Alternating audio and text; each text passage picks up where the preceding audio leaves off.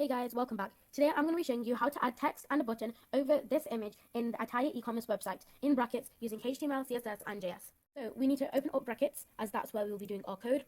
And here I have these two comment tags to display where our blog section will be. So first what we need to write is we need to do a section tag with the ID as offers and class as py-5. Then we need to do a div tag and we need another div tag with this class. And then a third div tag with the class as this time offers dash content. Now we need a span class which equals text white discount up to 40%. This will display the text discount up to 40%. And then we need a h2 tag.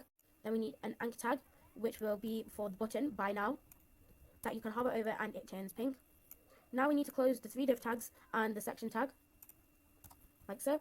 And that is the end of our code. So let's open it up. And here we have an image, we have the text over, and we have the hoverable buy now button. That's it for today. Please subscribe, like, and share. Check out the other videos in the entire e-commerce series down below. Bye!